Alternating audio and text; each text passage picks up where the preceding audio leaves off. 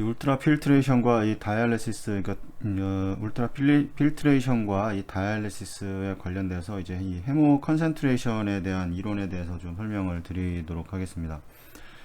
이 울트라 필트레이션, 이 초여가법은 이 울트라 필트레이션은 이제 그 하이드로스타틱 프레셔, 이제 어떤 정수압, 이 정수압이라고 그러는데 이 정수압 차, 이 그라디언트에 의해서 이게 형성되는 이런 그 어떤 그 에너지를 이용을 해서 이제 이 반투막, 이 세미 퍼미어블 이제 멤브레인을 통과하는 이 물의 이제 필트레이션을 통해서 이제 이루어집니다. 이게 정수압이라는 거는 이제 우리 심장에도 똑같이 뭐 펌프를 이용을 해서 이 센트리퓨갈이든 아니면 뭐 롤러 펌프를 이용을 하든 이거에 의한 힘에 의해서 이런 이 정수압이 형성이 되게 되는데, 이 정수압에 의해서 이 정수압이 낮게 되면 이 우리 신장에서 걸러지는 이런 투석 자체도 좀 이제 이런 이 낮게 됩니다. 이제 이런 게 정수압이 상당히 좀 중요한데, 이 정수압 차가 얼마나 되느냐에 따라서 이 헤모필트레이션도 마찬가지고 이 신장에서의 이 그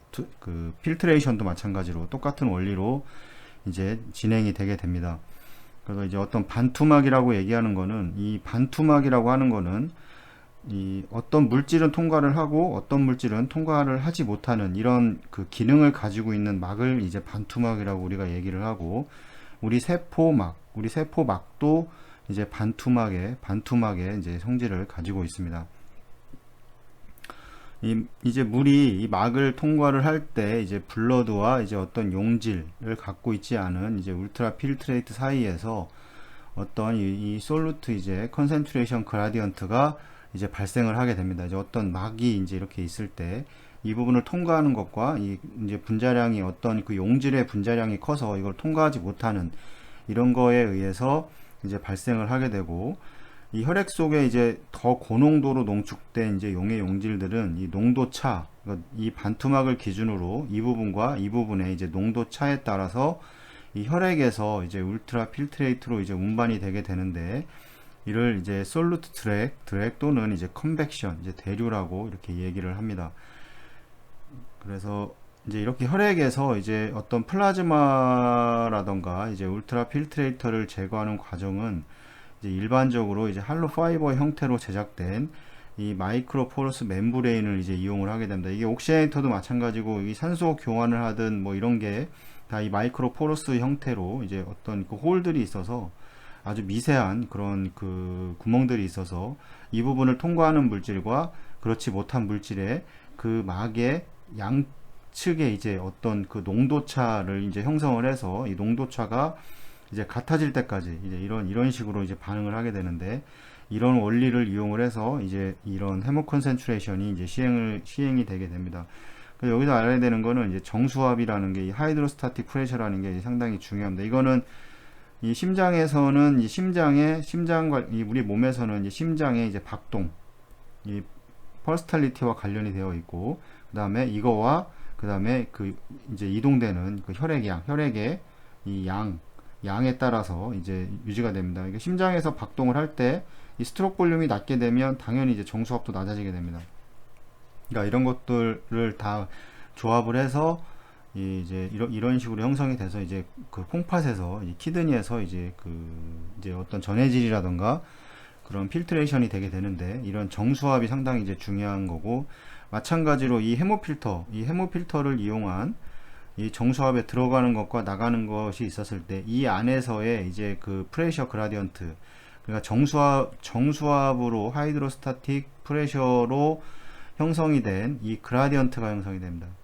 이 그라디언트가 이제 얼만큼이냐에 따라서 이 헤모필터로 배출되는 그 어떤 물의 양이 이제 달라지게 됩니다. 물론 이 사이즈도 그렇고 이 안에서의 그라디언트를 어떻게 형성시켜 주느냐가 이제 중요한 겁니다. 그래서 중요한 거는, 그보다 더 근본적으로 중요한 거는 이 펌프, 뭐 센트리퓨가를 하든 뭐 이 인공 펌프를 이용을 해서 이거에 대한 이제 플로우가 얼마냐가 중요한 겁니다. 이 플로우가 높으면 높을수록 이제 정수압이 당연히 이제 비례해서 증가를 하게 되는데, 물론 여기에 따져야 되는 거는 이제 그 SBR일 겁니다. 이제 SBR 자체가 이게 너무 커버리면 이게 정수압 자체가 떨어지게 되고 이제 이런 것들이 다 동시에 다 생각을 해야 되는 거기 때문에 이 부분에 대해서도 이제 생각을 해야 됩니다.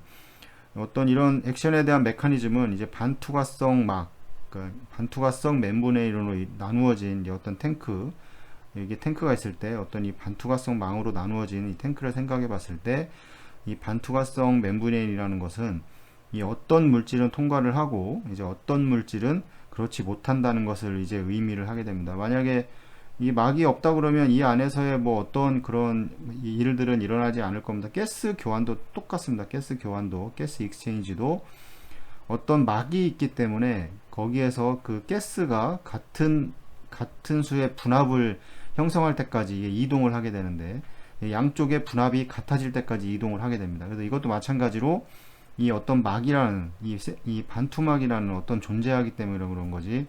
만약에 이런 통으로 아무런 막이 없이 이런 가스들이 이렇게 모여 있다면 이 어떤 이 전체적인 분압을 나타낼 것인데 여기에 어떤 막이 존재한다면 이쪽과 이쪽의 분압차는 이제 달라지게 될 겁니다. 그러면 그게 같아질 때까지 이제 서로 이동을 해서 여기에 이제 그런 분압을 맞추게 되는데 이런 모든 것들이 그런 이제 이런 세미 퍼미어블 이제 멤브레인 이런 반투과성 이제 막에 의해서 이제 결정이 되게 됩니다. 헤모필터나 모든 게 다 마찬가지입니다. 이것은 이제 오직 이 물과 이 작은 분자량의 이제 용질만이 통과할 수 있는 이제 멤브레인의 이 마이크로스코픽 이런 어떤 홀과 가장 관련이 이제 깊습니다. 만약에 막이 있는데 그냥 아무것도 통과하지 못하는 막이 있다면 이거는 그냥 분리를 해 놓는 거지 이거는 뭐 그런 전혀 아무런 의미가 없을 겁니다.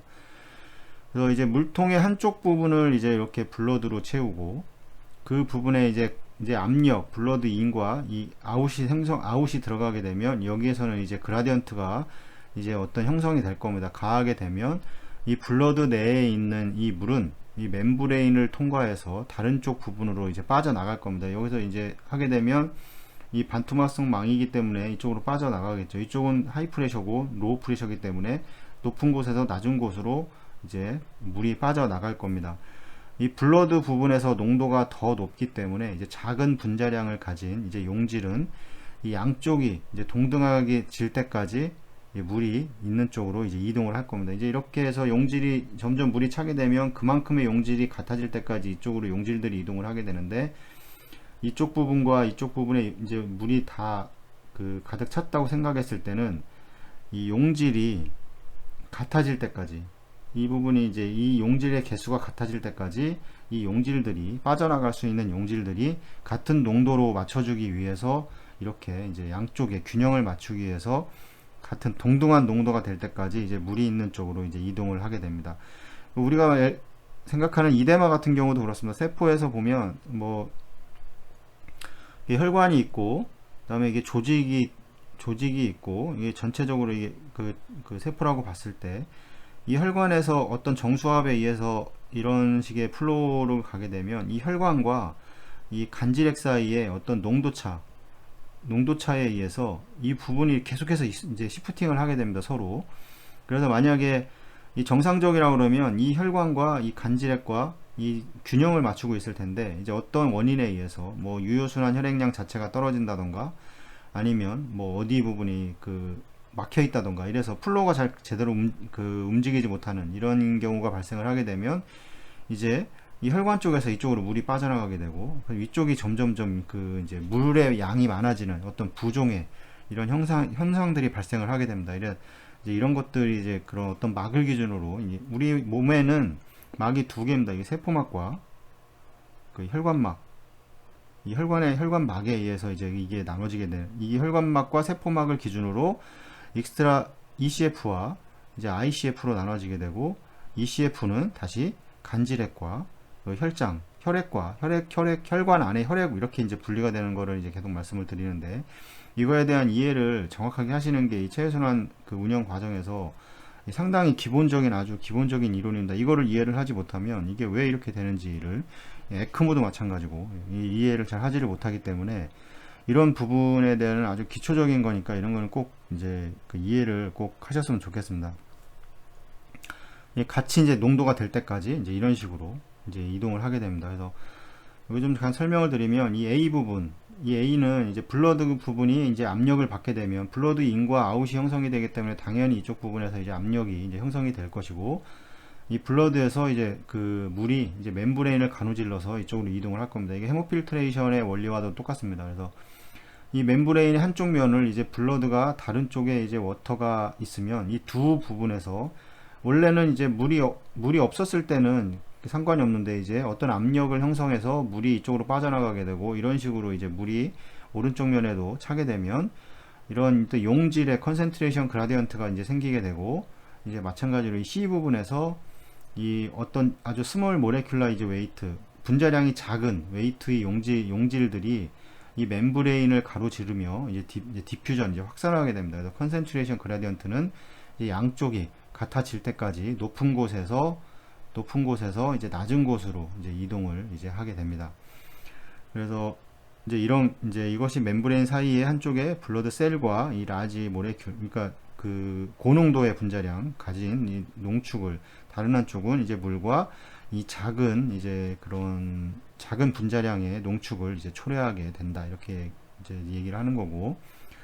그래서 이제 초여과 이제 울트라 필트레이션 동안 이제 블러드는 이제 마이크로 포러스의 이제 멤브레인으로 만들어진 이 할로 파이버 번들을 이제 통과를 하게 됩니다. 이게 헤모필터나 옥시네이터도 마찬가지인데, 이 안에 보면 이 할로 파이버가 이 되게 아주 가는 가닥이, 되게 많은 가닥이 들어가 있습니다. 이 가닥의 개수에 따라서 이 BSA가 결정이 되는 겁니다. 옥시네이터에 뭐 어떤 거는 2.5 뭐 CQ메타 BSA가, 어떤 거는 1.5 뭐 CQ메타, 어떤 거는 0.5 CQ메타.